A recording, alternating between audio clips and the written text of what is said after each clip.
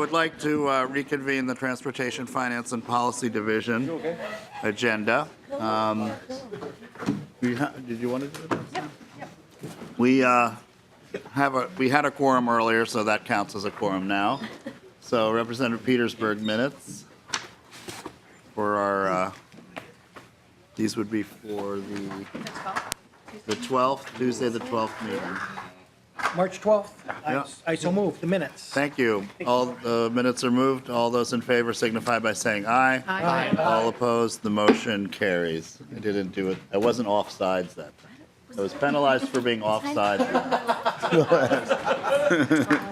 Okay. Representative Elkins, you have your second street-related bill, 1778, and the motion there is, hold on one second. You have an A1 amendment. However, Yes. before we do that, I'll move this to the general register. Okay. Thank you, Mr. Chair. Do you want to explain your bill and amendment? Yes, this bill is this is speed limit day in the committee. So this bill was brought to me by the City of Minneapolis on behalf of the cities of the first class, Minneapolis, St. Paul, Rochester, and Duluth. And this would give those cities somewhat more leeway. As Representative O'Driscoll pointed out this morning, a lot of these large, older cities have particularly challenging street networks that are unique from most of the other cities in the state, and so they're looking for additional flexibility, slightly different than the flexibility sought in 1777. The bill as originally drafted was very general. The author's amendment puts more specificity around it, some guardrails, specifies that the authority being sought, would be, the city will use this authority under this paragraph, must develop procedures to set speed limits based on safety, engineering, and traffic analysis, and at a minimum, the safety, engineering, and traffic analysis must consider national urban speed limit guidelines and studies, local traffic crashes, and methods to effectively communicate the change to the public. So it puts a little empiricism around the authority. Discussion. I think Representative Cosden has a few things to say about this one. Yeah, it might be a little early for this, but thank you, Mr. Chair.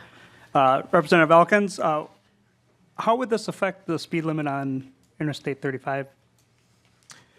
Representative Elkins. It shouldn't at all, because this would just be city streets again. And maybe that's a author's amendment that you could work on for later in session to increase the speed limit on the interstate approaching downtown St. Paul. I know exactly which one you're talking about, too. It seems to come up every year, so. That's a important amendment that I'm sure we're likely to see this year on the transportation bill. And it's 35E, just for clarification. 35E. The practice freeway, thank you. Yeah, that's what. Let's adopt your DE1. Is there discussion to, I'm sorry, A1. Is there discussion to the A1 amendment? All those in favor signify by saying aye. Aye. All opposed, the motion prevails. Discussion to the bill. Do you have testifier? I have a testifier from the city of Minneapolis, yes. Okay.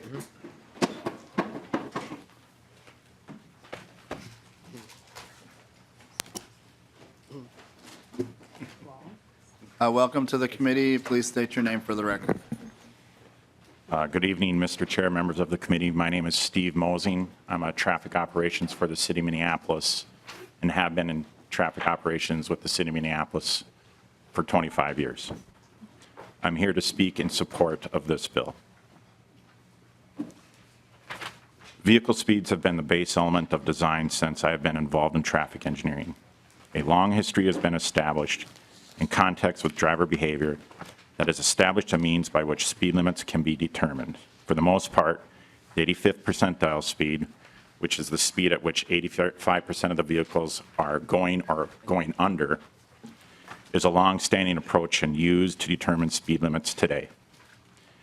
In recent history, vehicle speed and speed limits have been part of a more in-depth analysis pertaining to safety.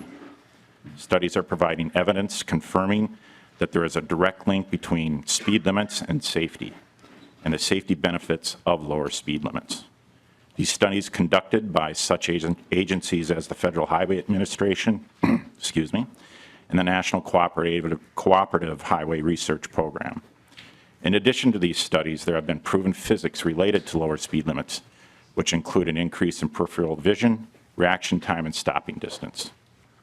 Speed is a top 5 factor in contributing to crashes in the state of Minnesota, and 31% of all traffic fatalities nationwide, speed is a factor.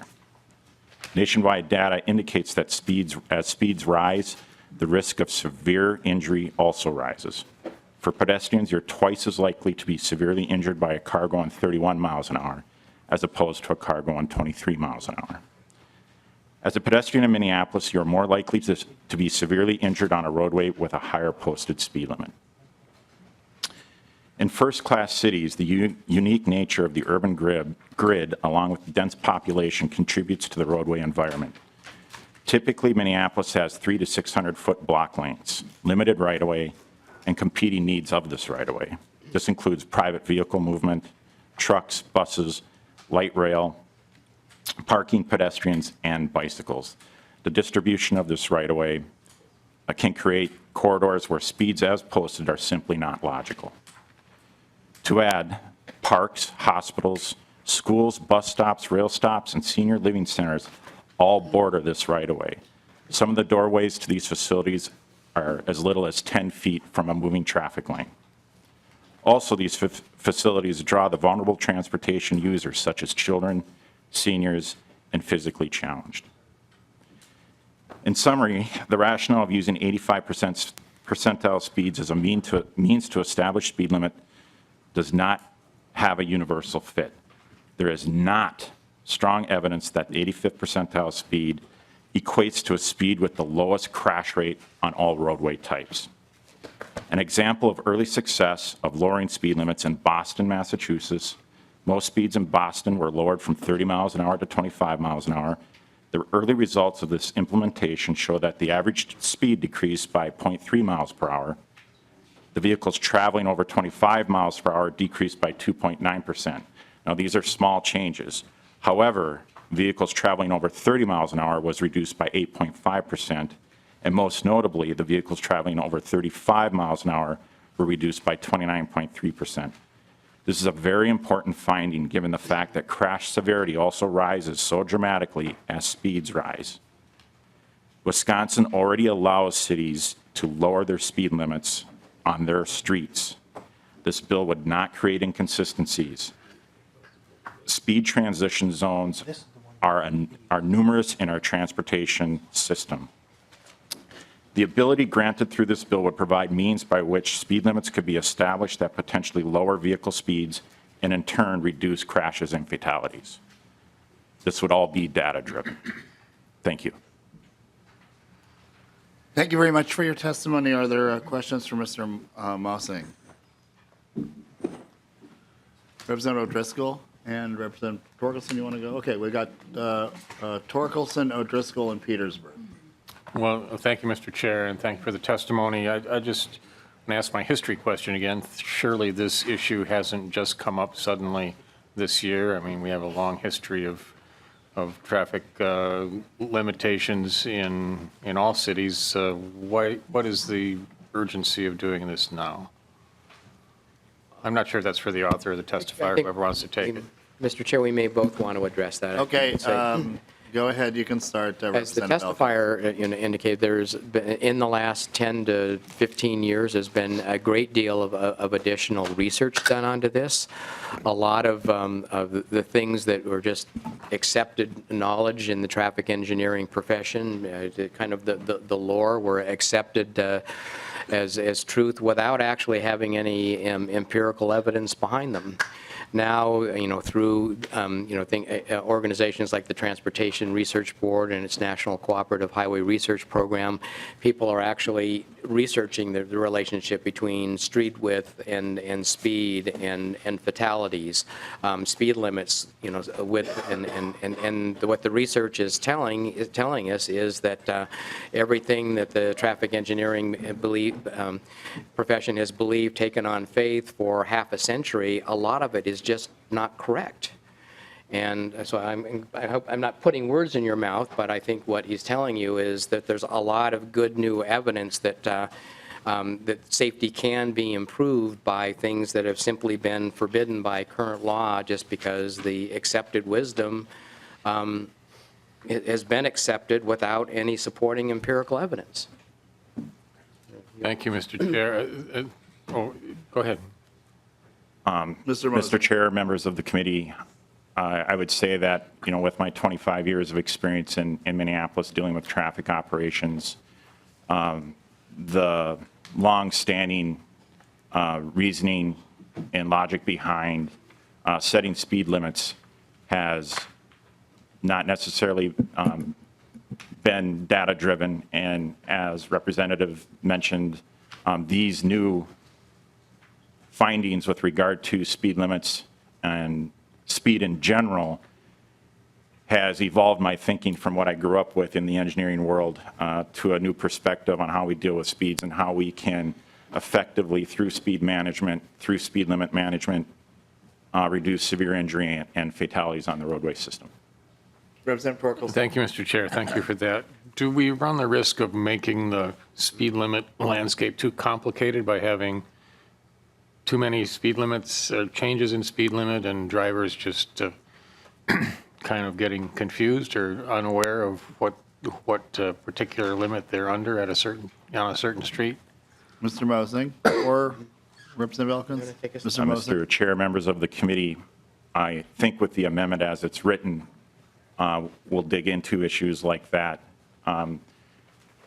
There's not been a conclusion on that. However, I would say that we got a lot of good people, a lot of good engineers, and that they can put their minds to it to come up with a solution to that issue that would be simple and easy to understand.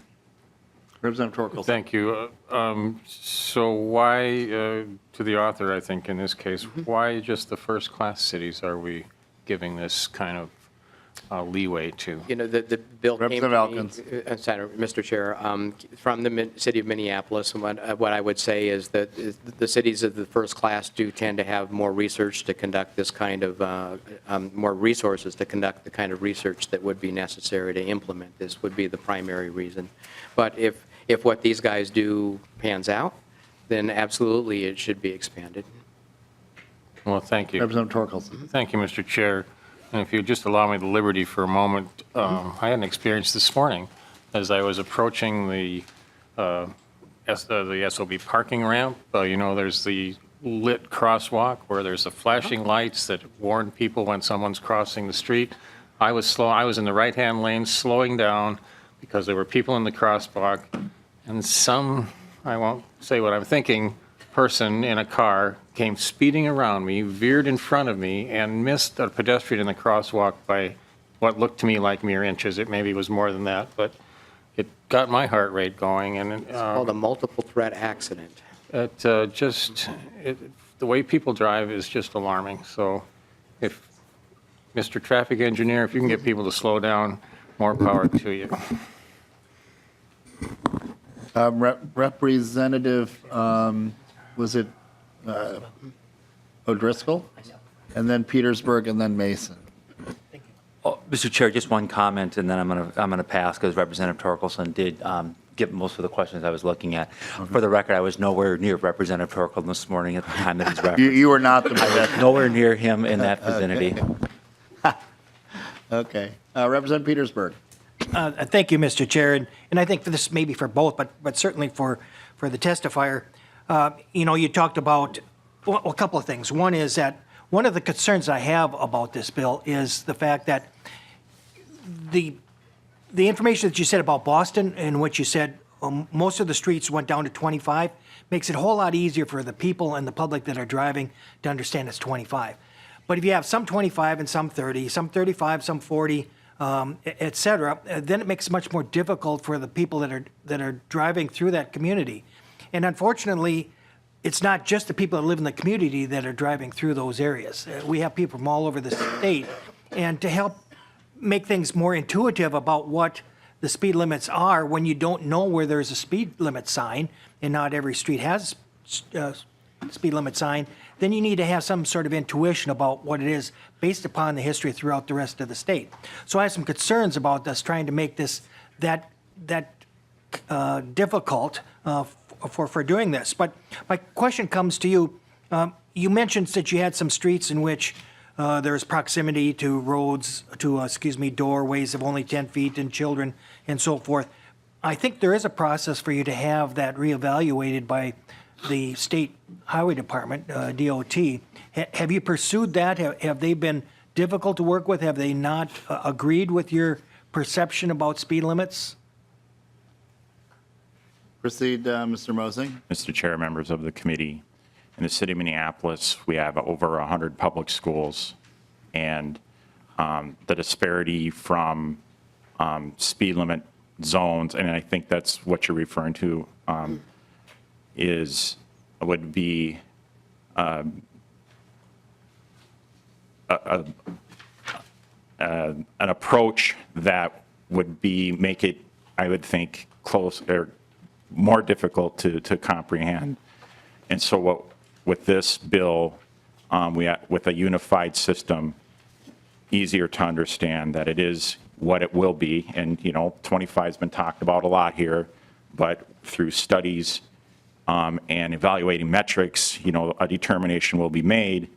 But to make it uniform on every city street, I think would be more understandable and more consistent. If I can follow up. Representative Petersburg. Thank you, Mr. Chair. And I think that's the point that I'm getting to.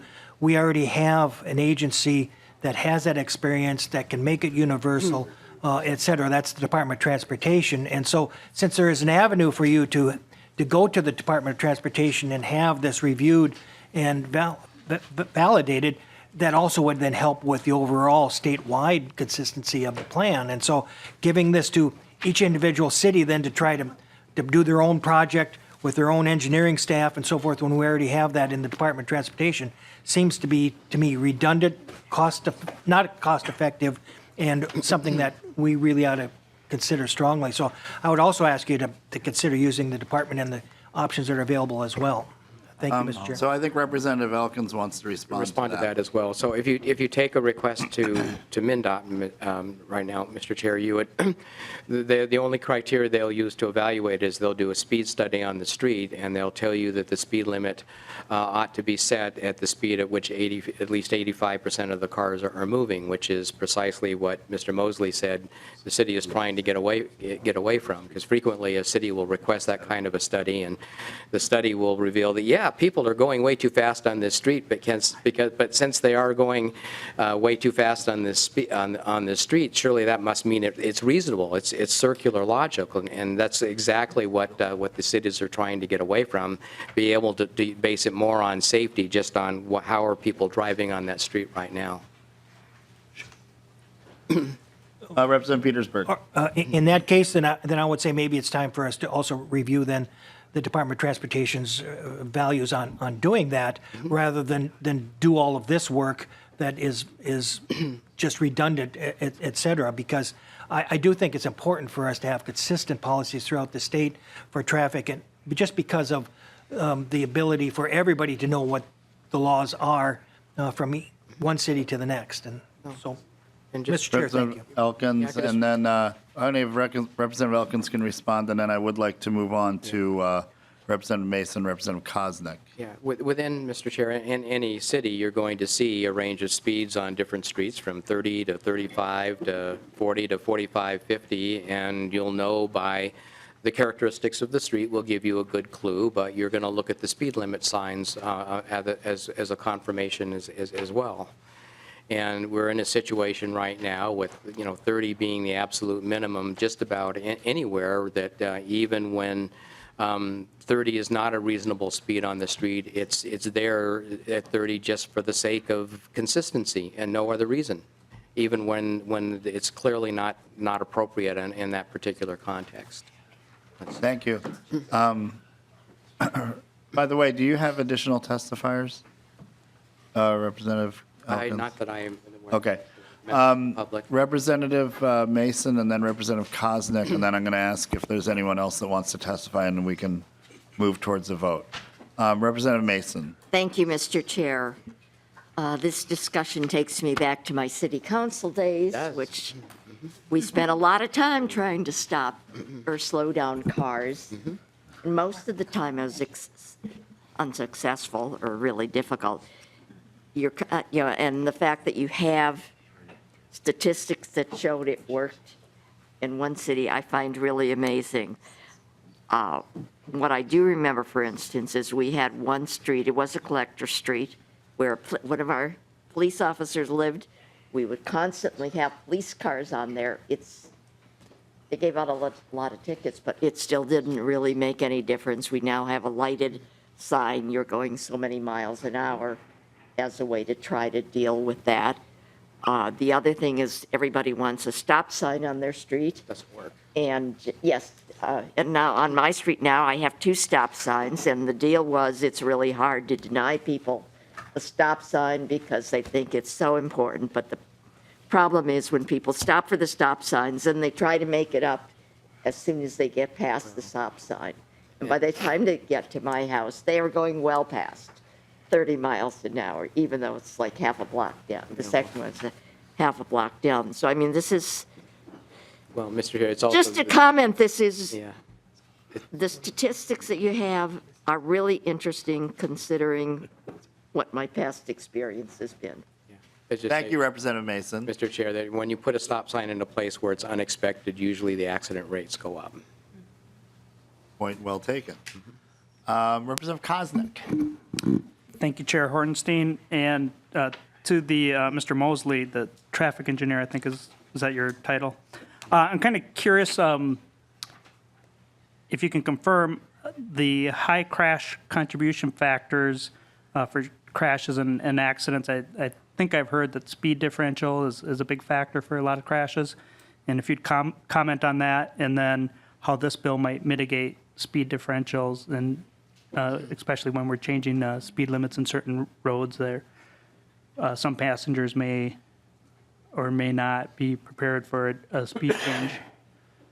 Mr. Rosing. Mr. Chair, members of the committee, speed differential plays a high role on mainly high-speed roadways, rural roadways, speed limits 55, 60, 65 miles an hour. In the city of Minneapolis and in other first-class cities, we're talking about much lower speeds, and we're talking about speeds that are in conjunction with the environment around them, which would be limited right-of-way, short blocks, number of signals. So speed differential, although not studied in this particular type of environment, of an urban environment, I don't see that as playing a role at all in the increase of crashes. Representative Koznick. Well, thank you, Mr. Chair, and I appreciate the education on that. That's valuable information, and I think there's a bill moving for commonly known as the slowpoke bill, and I think that's a bill that I might have to sign on to, and I would love to have some discussion in this committee about. Thank you, Representative Koznick. Any response from either of you? Okay, great. I have no one else on the list, so I just did want to ask if there's anyone else in the audience that wanted to testify in favor or opposed, and also ask the committee if they have any final comments or questions. Okay, seeing none, then Representative Elkins renews his motion that House File 1778 be referred to the General Register. Excuse me? Oh, as amended, sorry, as amended to the General Register. Thank you, Mr. Chair. All those in favor signify by saying aye. Aye. Aye. All those opposed? No. The motion prevails. Thank you. Not offside. Yeah. Okay. All right. So we have a couple of bills from Representative Wolgamott. And my understanding, Representative Wolgamott, is that you would like to move your House File 1545 first. Is that correct? That is correct, Mr. Chair. Okay, we'll let you get settled here. That's the first time I've ever heard of Leon Lillie bill.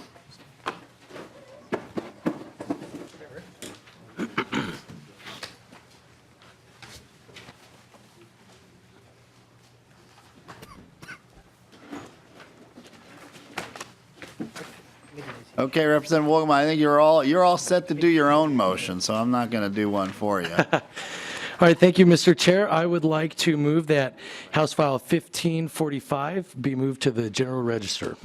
Okay, House File 1545 is before us. Would you like to present the bill?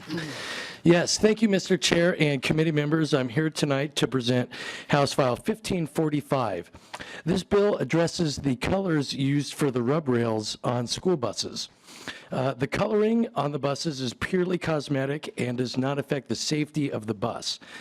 This change was actually included in last year's vetoed supplemental budget bill, and I'm bringing it back tonight in hopes that we can get this taken care of this year.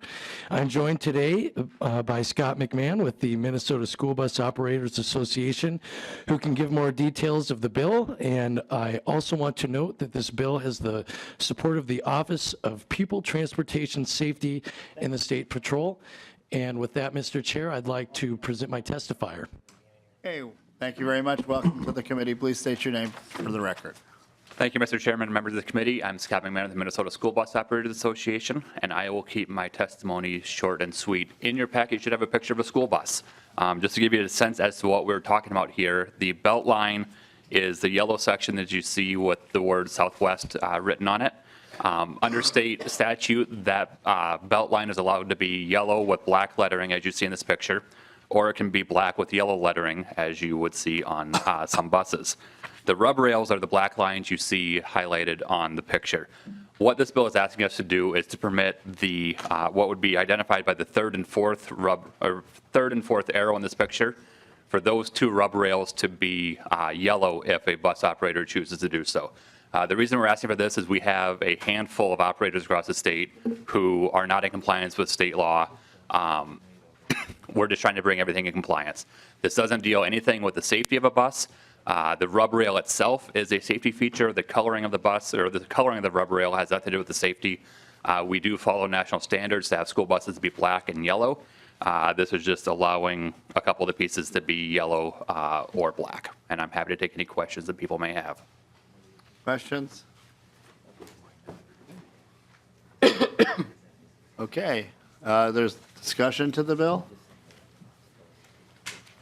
Representative Wolgamott, did you want to make any final comments? Thank you, Representative Mr. Torkelson, what, time out? I was momentarily That's distracted. okay. Representative Torkelson. So, not to tell you or the author how to run things, but we do have some bus language in 1623. This exact language, So, yeah.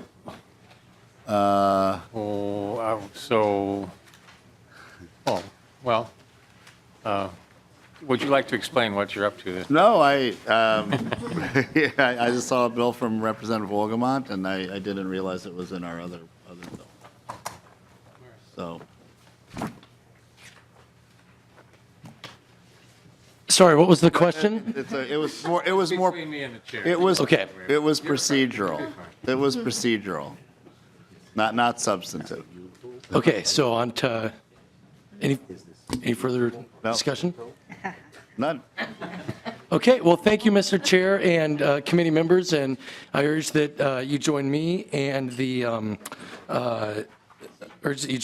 Office of Pupil Transportation Safety and the State Patrol in supporting this legislation. All right. All those in favor signify by saying aye. Aye. All those opposed, the motion prevails. Okay, so we have another bill from Representative Wolgamott that is not in House File 1673, to my knowledge.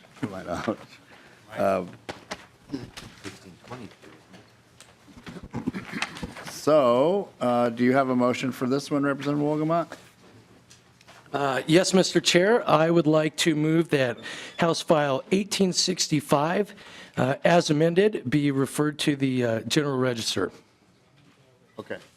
Okay, you have an amendment that you would like to move as well?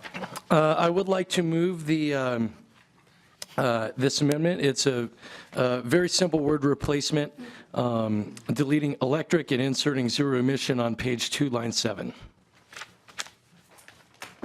Does everybody have the amendment?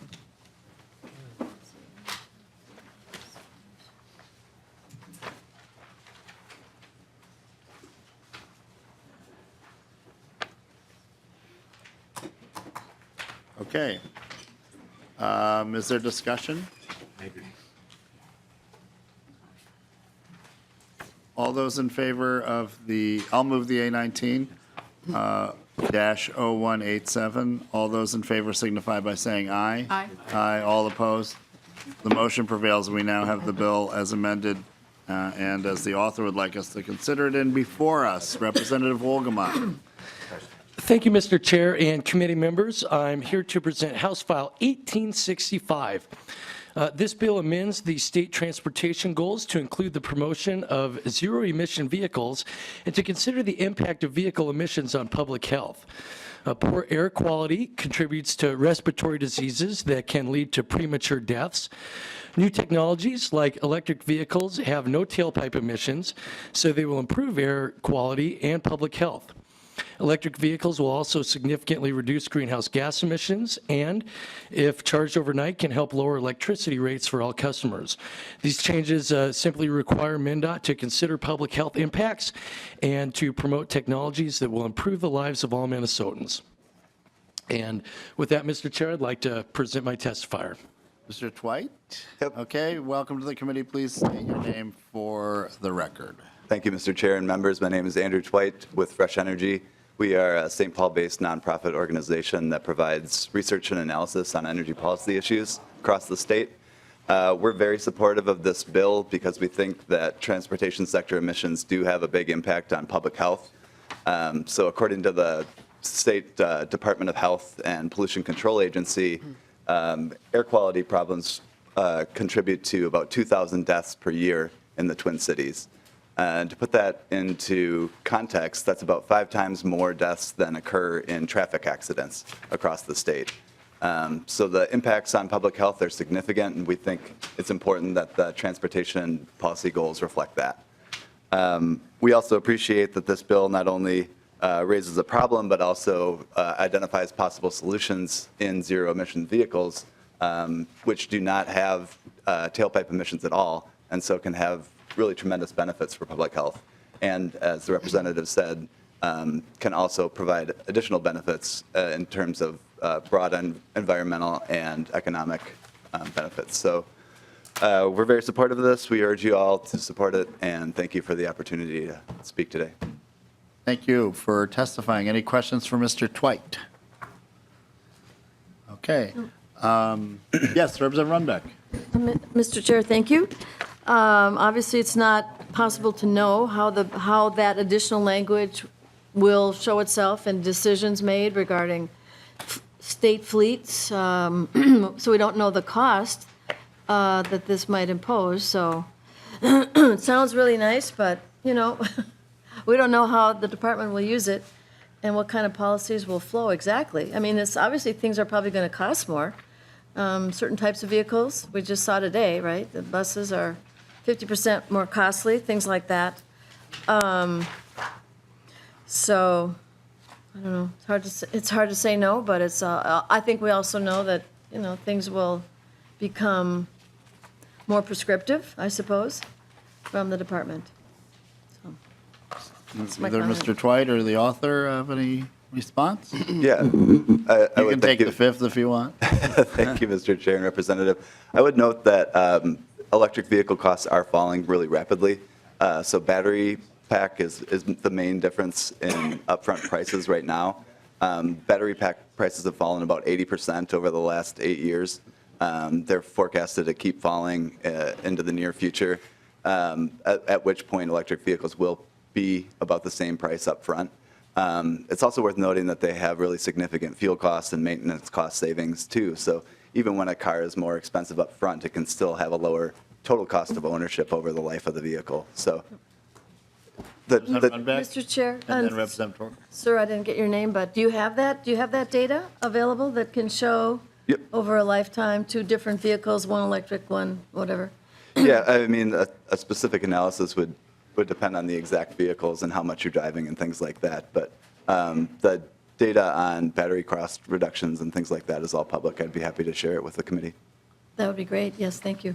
Thank you, Representative Runbeck. Did you have you seem to be positioning yourself for I a am, question. Mr. Chair. Okay, Representative Torkel. Thank you for reading my sign language. So what's the current rebates on an electric vehicle purchase? Thank you, Mr. Chair and Representative. So the rebate depends on the manufacturer. So the federal tax credit is $7,500, up to $7,500, depending on the size of the battery in the vehicle. But it also phases out as the manufacturer, after the manufacturer sells 200,000 vehicles. So Tesla and GM have just reached that mark and are starting to phase down now. For other manufacturers who have not sold as many electric vehicles, it is still that full $7,500. President Thank you, Torkelson. Mr. Chair. So the competitive pricing that you referenced earlier, is that include the rebate, or is it Yeah, without so the rebate? it includes the rebate, but so the whole idea with the tax credits is they're planned to phase down as the technology advances and battery costs fall. So in an ideal world, as they phase out, the battery costs make up for that to the point where the incentive can completely come out and the cars will still be cost competitive. Representative Torkelson. Thank you, Mr. Chair. So are we living in the ideal world? Is that happening? I mean, nobody knows what the future is going to hold, but Bloomberg New Energy Finance, for example, forecasts that in 2024, the upfront cost will be the same, even without incentives. So, Representative Runbeck. Thank you. No sorry. more questions? Okay, Representative Runbeck. So it's just a curious question, perhaps, but, so these two simple words, I mean, could they be the basis for a proposal, next biennium that we outfit the state in charging stations? And, whatever that cost is, or we have to do that? it's really up to the. That's right. Thank you, Mr. Chair and Representative. It's really up to the Department of Transportation how they choose to interpret this. It doesn't specify anything about charging infrastructure or vehicle procurements. It's However, Representative Mr. Runbeck. Chair, if you have very aggressive folks out there, I mean, they could sue, of course, the department for not complying and not promoting the way state law says they should. So I guess, to me, let's have the department, they know what's supposed to be the right thing to do. I don't know that we need this language, frankly. I mean, we're not there, in my view. We should do it when we're ready, but I don't think we're ready. Thank you, Representative Runbeck. Representative Hausman. Thank you, Mr. Chair. I'm breaking my own rule by talking, but I just wanted to point out, all these are transportation goals. If you Right. read all the rest of them, read all the rest of them. We're not doing anything terribly ambitious about all those either. So my expectations are not particularly large when I read this, but they're just goals. That's right. Thank you, Representative Koznick. Thank you, Mr. Chair. To the author, I'm kind of looking through here, looking for what is the cost of this bill, or estimated to cost to the taxpayers or MnDOT? Representative Wolgamott. Thank you, Mr. Chair. It's my understanding that it's just simply putting the goal in place. Representative Koznick. So the low emissions or zero emission vehicles apparently to the author don't have a cost. And, I guess I'm thinking that there should be a cost to that, but is the department supportive of this? Mr. Rudin is here, and would it be able to answer your question, Representative Koznick? Mr. Rudin, welcome to the committee. Thank you, Mr. Chair. Eric Rudin with MnDOT Government Affairs. And yes, we have no objection to the language. In fact, we're already doing many of these things today. We have some fully electric vehicles in our fleet. The governor's budget proposal includes a $25 surcharge on electric vehicles to install additional electric charging facilities around the state. So, I don't think we really view this as a big change to what we're doing already. We have a chief sustainability officer that Commissioner Zelli appointed last fall, and that position is continuing. We also have an office of connected and automated vehicles, which is not directly related to the electrification of the fleet, but it seems that that's how these connected automated vehicles are evolving, is that many of them will be fully electric. So I think, it gives us, as was stated, some additional goals, but I don't think it's a revolutionary change that would impose any additional costs on the department. Okay, thank you for that. No. Is there any further discussion of House File 1865? Oh, Representative Masons. Thank you, Mr. Chair. I agree with a lot of the goals or statements that are made in this legislation, but I guess I still have some real problems with actually the MnDOT promoting or using their limited resources for advertising for electric cars. And again, in my experiences, people look at electric cars because they would like to have one. They usually decide not to have it because of the cost. So I guess I honestly don't know if this is truly necessary. And then the other thing, it would seem to me if we're doing it from a health perspective, wouldn't that be better for the Department of HHS to be doing than MnDOT? Yep, thank you, Mr. Chair and Representative. So to the cost point, I think the technology is really changing very rapidly, and the costs are falling extremely fast. So for example, a 2012 Nissan Leaf had a base MSRP of $39,000 and could only go 73 miles on a full charge. And in 2019, the base price for a new Leaf is $29,000, and it has more than double the range. So the battery prices have really fallen at a truly staggering pace, about 20% year over year, and that is reflecting in the price of the cars and in the ranges of them as well. So. Okay.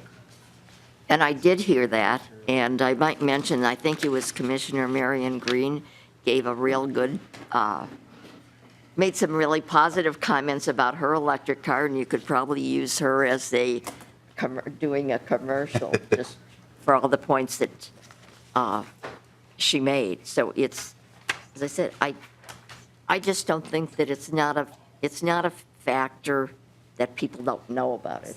It's just they're not at that point where they are willing to put out the money.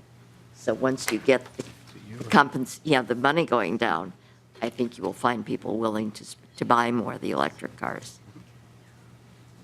Thank you. Representative Driscoll, did you have a comment? Well, yes, thank you, Question? Mr. Chair, and I'm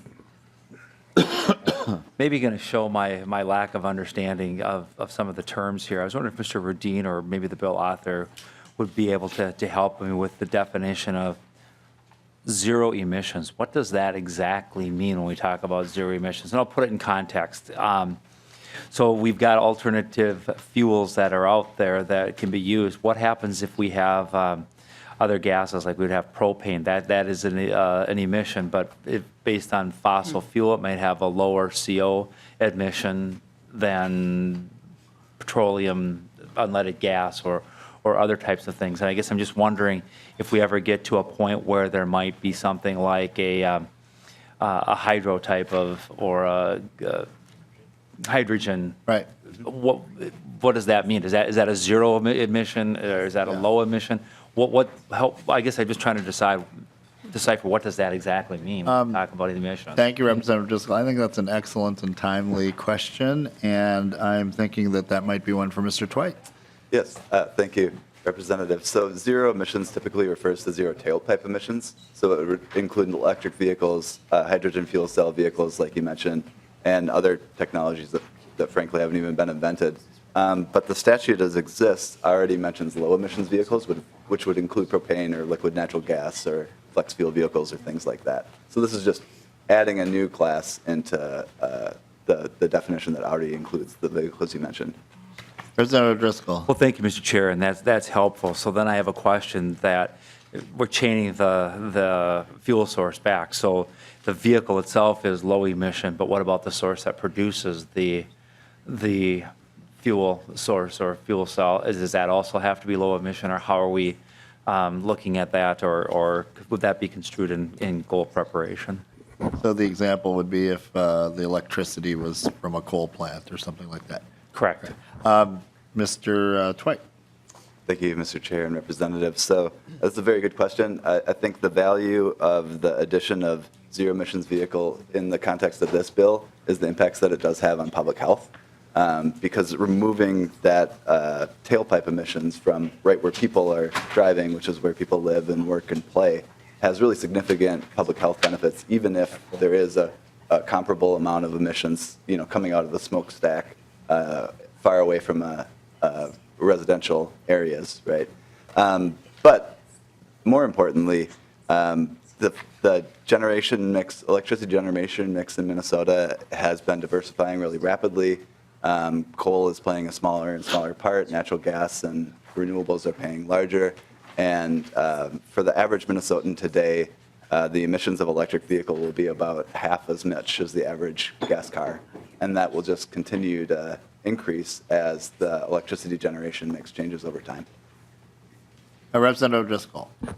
Thank you, Mr. Chair, but I do want to underscore that I understand what you're talking about, the local emission by the vehicle itself as it's traversing around the community and stuff, but someone's public health then would be affected by the generation of that electricity, as you said, Mr. Chair, from a coal-powered source or what have you, and those emissions go into the air.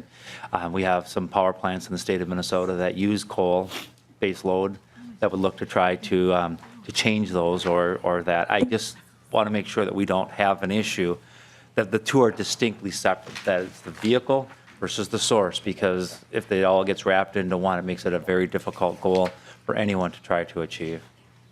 I don't know if that necessarily needs an answer. It's just more of a statement, Mr. Chair. Correct. Or Thank you. response. No, it's an important point. Representative Wolgamott. Oh, Mr. Chair, I'd just like to remind that this bill is just simply adding in, we've got promoting and increasing the use of high occupancy vehicles, low emission vehicles.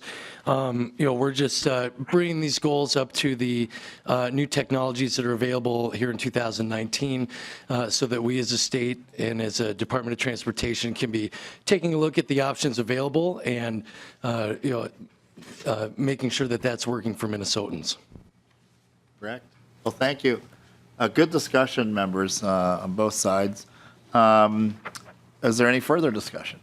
Okay, then, Representative Wolgamott, I will renew your motion that House File 1865 as amended be referred to the General Register. All those in favor signify by saying aye. Aye. Aye. All those opposed? The motion prevails. So thank you very much, Representative Wolgamott. And you've got a couple bills on the way here. The next bill is actually the author is Representative Lillie, but he is not here. But we do have Representative Moeller. And I think Representative Tabke is going to be part of this effort as well, or no? Okay. Okay, all right. Okay. Great. Well, welcome back to the committee, Representative Moeller. And members, just so you know, this is the DPS policy bill. And of course, parts of this were heard in public safety. There is a. What number are we talking about? What's that? What number? What file number? 2434. 2434. Just if we could just hold 1 minute, members.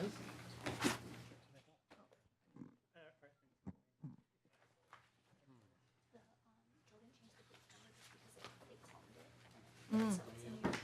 2434. Lily's not here, so. Can we hear it on it?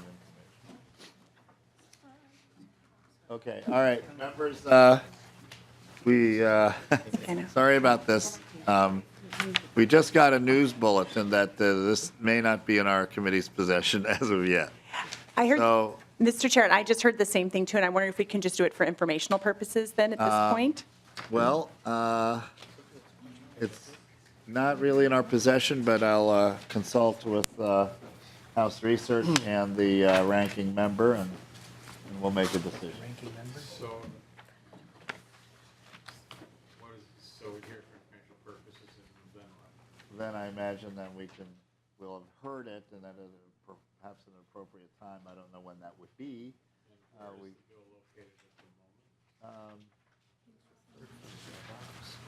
Okay, hold on. Are you, Mr. Burris, know what this is, where we are? Okay, this seems.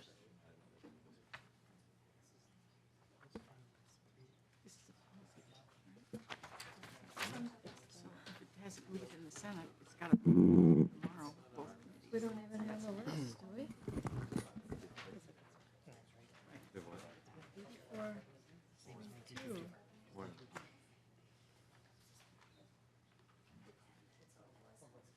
Okay, That's 32 versus 34. 2? I don't This is either. 34. Right. The amended agenda is 34, not 32. Joe's thinks it's 32.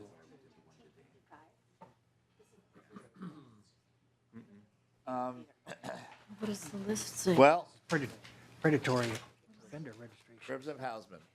Mr. Chair, has this moved in the Senate?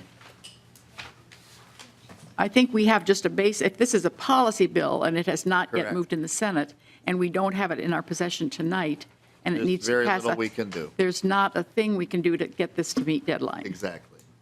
That's exactly what we were discussing. And we'll answer that question shortly. Representative Nelson. Well, thank you, Mr. Chair, and I think if we, not hearing it tonight, but if we hear it next week, we would send it to Rules, and then Rules can decide what they're going to do with it, whether it gets sent down or not. There is that path that we can go down. It's not the most favorite path to go down, but that is a possibility also. Yeah. That is, we reserve that for very special cases, but that is an option as well.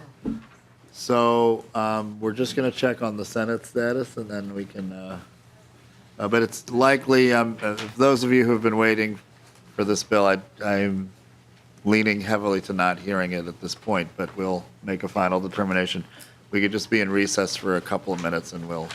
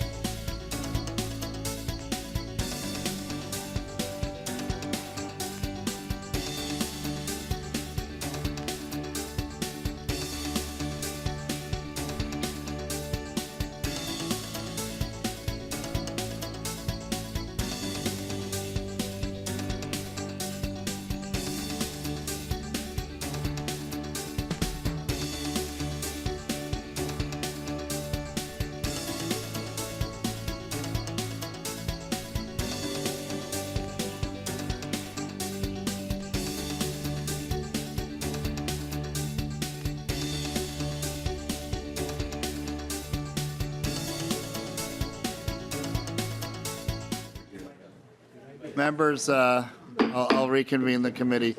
You know, unfortunately, there's really not a path for this right now, and I apologize. We just learned this in the last few minutes. We are on a little bit of a deadline because a number of our members are going to need to leave at 7 for another committee.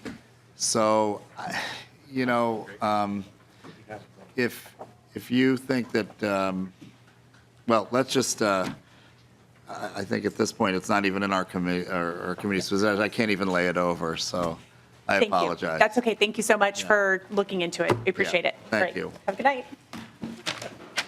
All right. Deadline week, things happen. Maybe.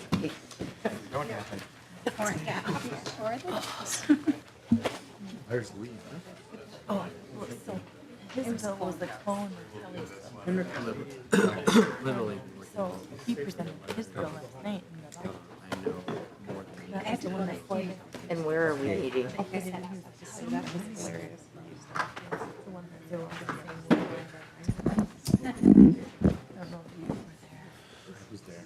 All right, we are now taking up the final bill, 1623.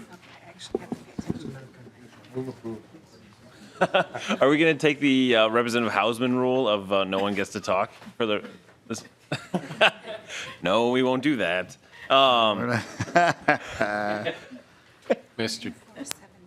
Representative Torkelson. Mr. Chair, you know, there's been a lot of breaking of people's own rules around here today. Representative Hausman's been speaking when she's, you know, kind of has her own personal clown next to speak, not to speak. And the chair has actually been very funny today, breaking his own rule about who's supposed to be the funniest member of the committee. I apologize. All right, so We're just an unruly bunch. it's been a week, that's for sure. All right, so we have House File 1623 in front of us. Would you like to move your bill? Thank you. Chair. And I think this goes back to Ways and Means, is that correct? No. You refer, hopefully as amended to Ways and Means with a recommendation to the General Register. Yeah. Well, again, members, thank you. We heard this bill a couple weeks ago, and I apologize. Again, the very good work from our staff indicated that there were several sections that would have required this bill to go to multiple committees. We're not aware of that until a couple of days ago. So rather than sacrifice all of the other sections, we at least want to delete several sections of this bill that would have had to go to other committees, and then repass the other items, and at least we will have some of the provisions most of the provisions that we've already passed moving forward. The Senate has passed a version of this. Not a number of our provisions are not in their bill, so it will go to conference committee, and we'll work from there on that. So. Members, if you have a section in here that has been deleted, with the exception of Section 64, which did generate some controversy when we heard it, we will figure something else out. Representative Koznick, I just wanted to reassure you that, the data sharing wasn't here, and that would have had to go to judiciary, for example. So we will schedule a hearing, and we will address the issue of Lakeville and the data sharing piece and the finance bill. And it's possible the finance bill might have to go to judiciary. I don't know, but, very committed to that provision and, all of the other ones here. So I wanted to give you, that was one of the sections that the staff flagged. Again, it was in the bill last year, and so, are there any questions? Mr. Chair, would you like to move your A3 amendment? Yes, so that is the amendment. I don't know, members would, if you would like, Mr. Burris could go through this. Otherwise, it's pretty self-explanatory.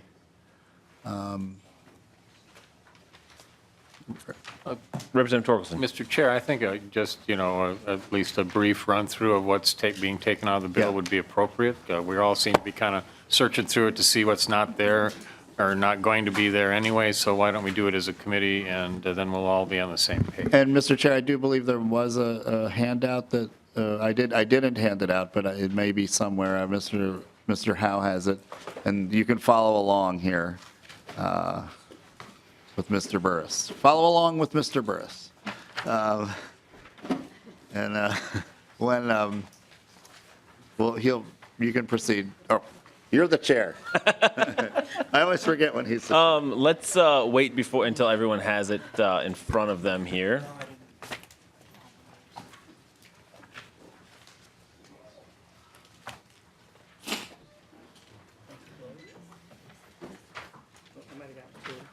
Do we want? Never mind. We'll wait. Sorry. Thank you.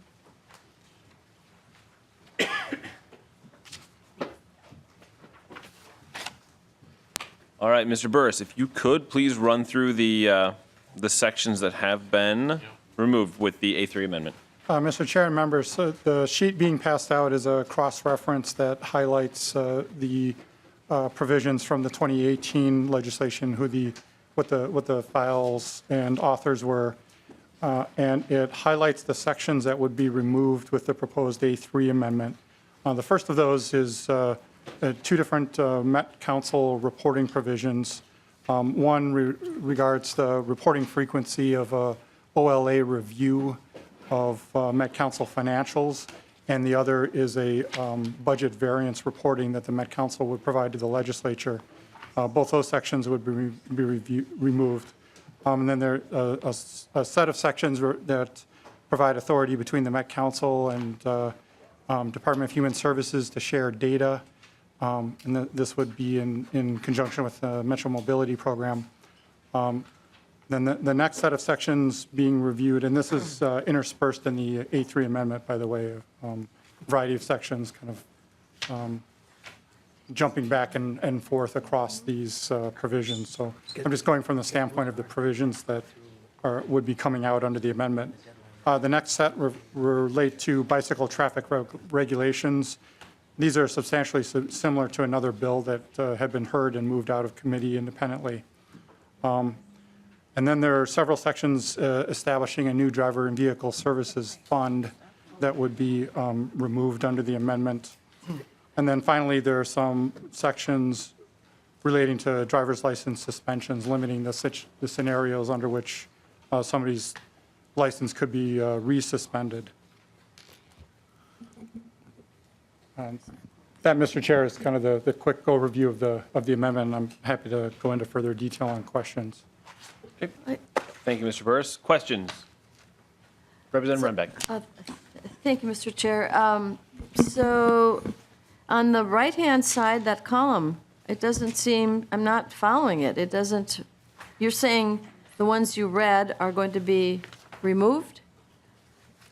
I mean, I'll just look at the Zerwas one down here. Driver's license suspensions, you mentioned.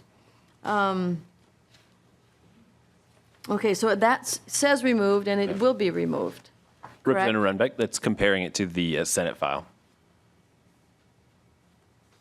Senate file 1749. Which means, I think it, Mr. Chair, Ms. Representative Torkelson. Well, thank you. So the section numbers that are listed on the left-hand column of the page, do they refer to the sections in 1623? Mr. Burris. Mr. Burris. Mr. Chair, Representative Torkelson, yes. So the leftmost column are the section numbers in 1623. For instance, it seems on the very first line that section 64 is included, yet on line 1.14 it says delete section 64. I think there's still a misunderstanding that last Mr. Chair and members, so the leftmost column refers to the sections in 1623. Yes. The rightmost column that has the included and removed, that's only a discussion or preliminary review of activity in the Senate file, which is the companion to 1623. So it doesn't reflect anything with the amendment. What the amendment is impacting are just the highlighted rows. So the text of removed and included refers to the first engrossment of the Senate file and whether these provisions, what the status is of these provisions in the Senate file kind of currently. So to be clear, the highlighted rows on this sheet, so the darker rows here are the ones that are being removed via A3 amendment. Mr. Chair, yes, that's correct. Okay. Everybody with us? Mr. Chair? So thank you. And just, Yep, Representative Mr. Torkelson. Chair, so it's hard to reference what's in the Senate bill or not, as compared to this, even this bill after it's amended. Mr. Burris. Mr. Chair and Representative Torkelson, it is somewhat hard because this wasn't structured or designed purely as a comparison of the House file and the Senate file. It was really highlighting the A3 amendment with a little bit of, here's the latest and greatest with the Senate, kind of added in as a bonus. Sorry for the confusion on that additional column. Chair. Mr. Chair, Mr. Chair, I take some responsibility for that because I was curious as to if the Senate had some of these removed provisions, then that might give some members at least some comfort that, this would at least be in the conference committee. But, that was just not necessary for the discussion tonight, so I apologize for the confusion. And Mr. Chair, if I may. Please, sir. I did want to just note that, there was a little bit of discussion of a couple of provisions related to the Met Council and our and reporting on the budget in our last meeting. And based on the testimony, again, we want to keep this as sort of a non-controversial bill. I did want to keep one of Representative Runbeck's provisions related to the legislative auditors reporting, but I was uncomfortable with Section 64, which had quarterly reporting. So and Representative Runbeck, we can talk about this, but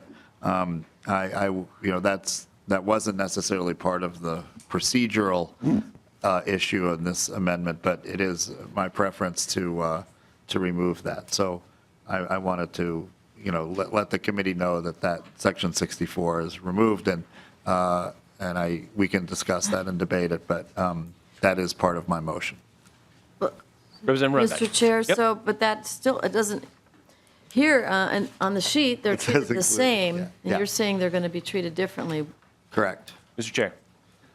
Yeah, I mean, I wanted to just parse out the fact that that is not necessarily being removed because of a procedural issue that the staff has identified. It is the author's preference to remove that one section. So, in the interest of transparency and That was very kind of you. Yes. Representative O'Driscoll. So It's I don't mean to clear as mud. complicate this, but if I look at the Senate file 1749, the delete everything, if I were to say the word include means the same language in both the House and the Senate file, remove means not included in the Senate file, but is included in the House file, would I be safe with that as the? Mr. Burris. Mr. Chair, Representative O'Driscoll, I would not state it that strong because I only had an opportunity to take a very brief scan through the Senate file language, and so I haven't done a careful comparison of whether there were any changes within it. From a brief scan, it substantively covers the same topic, and it looks to be very similar, if not identical, but I don't know that it means it's identical at this point. So, Mr. Burris, is what you're saying is that a skinny omnibus is now a skinnier omnibus? Mr. Chair, yes, it would be getting skinnier with the A3 amendment. Got it. Further questions? Representative Torkelson. Thank you, Mr. Chair. A status question. What is the current status of the Senate file? Mr. Chair. Thank you, Mr. Chair and Representative Torkelson. I believe that bill has cleared the Senate Transportation Committee, and it's in the Finance Committee there. So there's still a possibility that the Senate file could change some more before it heads for the Senate floor, Correct, as could ours. as could ours. There's a lot of provisions in this bill, some of which we're more interested in than others. It's Yes. just sooner or later, we will get some clarity, I Yeah. guess. Yeah. And of course, you have the votes to pass this out of here, which, in whatever shape you want to pass it out tonight, Mr. Chair. But it's a little bit confusing. Yes. Well, Mr. Chair, Mr. Chairman, Representative Torkelson, I would agree with you, and, it's just an unfortunate situation that, some of these provisions, could have, should have, right, gone to other committees, and it was sitting in Ways and Means, and fortunately, the staff was able to flag this, so at least we have something moving forward, and I certainly would be willing to collaborate with the ranking member and the Senate and to see, procedurally, if it is possible to, include some of these provisions. If not, then we can't. But, it is going to conference, and, we'll take it from there. And again, members, Mr. Chair, the goal of this was to try to move some things that were vetoed last year that are important provisions. And, that was simply the goal, to create a bill that wasn't controversial and that would move things along. And, unfortunately, we just got caught up in some process here, so. Representative Torkelson. Thank you, Mr. Chair. Well, the author has answered my last question, and that was whether or not this was headed for conference, and we all know anything can happen in conference. Representative Bernardi. Thank you, Mr. Chair. And Mr. Chair, I have a question for you, and I probably should have asked you this sooner, but I just wanted, first of all, I want to clarify in this chart, my provision, House File 3920, I should say our provision, is 3925, is this for 2018. In 2019, it's House File 462, not 8. I just wanted to make that correction. Because I was looking it up, just seeing how it's moving along in the Senate. So, and it hasn't moved out of, it's sitting in Transportation, Finance, and Policy Committee. So just to educate me on how this works in the future, if it doesn't get through their committee and it doesn't get in the omnibus bill, am I out of luck then, Mr. Chair? How does that work? So I'm just asking that question. Mr. Chair and Representative Bernardi, I would defer to Mr. Burris. I know your bill did pass off the House floor, so, that's helpful. There may be some ways to, make sure it's included in other legislation. But, Mr. Burris, do you have a thought about Representative Bernardi's question? Mr. Burris. Mr. Chair, Representative Bernardi. Oh, okay. Yes, so there's a mistake in the cross-reference sheet. That should be House File 462, not 468, as you pointed out. That has made it through the House. So, the language is still alive in the sense of it having been sent over to the Senate. Representative Bernardi. I'll get a tutoring of this afterwards. I just want to keep it alive as much as possible and as many avenues as possible, just because I don't want it to die. So I will find out after this committee. All right. Mr. Chair and Representative Bernardi, relative to the other 2,400 bills that have been introduced this session so far, I think you're in pretty good shape. Right. All right, so, Mr. Chair, do you have any further questions, or is there anyone who has further discussion on we need to do the A3 amendment? So a motion has been made on the A3 amendment. Any further discussion on that? Seeing none, all those in favor? Aye. Anyone opposed? The motion prevails.